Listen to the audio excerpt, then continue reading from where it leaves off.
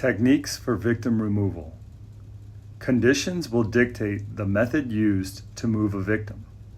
We must consider the time it takes as well as the duration and dose of exposure. Elevation is a critical factor in victim outcome. We must position their airway lower to the ground and balance speed with toxic and thermal exposure. Wrist lock. To perform a wrist lock, quickly move the victim onto their back. Grab one of the victim's wrists and perform a double C-clamp by placing both hands around the victim's wrist and initiate victim removal. After performing a face-down flip, a rescuer can immediately begin moving the victim with a wrist lock. Arm lock. With the victim on their back, position yourself at one side of the victim's head. Place the victim's forearm under the armpit of the rescuer and lock the forearm to the rescuer's body. Reach under the victim's armpit and lock the victim's arm in place. Grasp the back of the victim's shoulder and begin to drag the victim head first. Leg lock. To perform a leg lock, cross the victim's legs. Lift the victim's legs from the ankles and wrap your arms under them while keeping their legs tight to your body.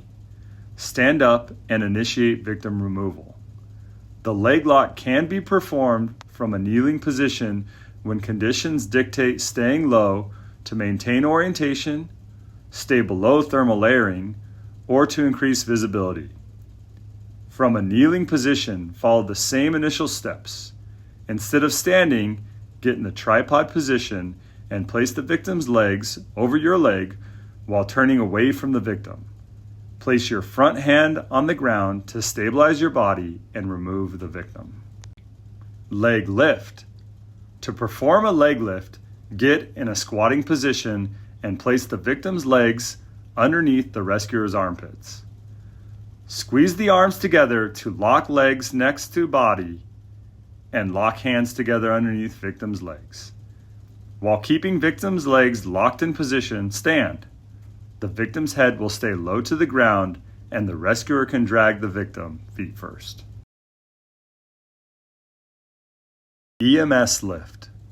To perform an EMS lift, position the victim in a sitting position. Place your arms under the victim's armpits. Cross the victim's arms and grab their wrists. Get in a good squat position and lift. Proceed to remove the victim. Be aware of the elevation of the victim's airway. Thermal and toxic exposure increases as elevation increases. Team drag. To perform a two-person team drag, Firefighter 1 places the victim in a sitting position. Firefighter 1 places their arms under the victim's armpits. Crossing the victim's arms and grabbing their wrists, Firefighter 1 gets in a good squat position and prepares to lift the victim. Firefighter 2 positions at the victim's feet and crosses the victim's legs one over the other. Firefighter 2 places their arms under the victim's legs. Firefighter 2 communicates with Firefighter 1 to initiate lifting the victim and removal. Again, be aware of the elevation of the victim's airway.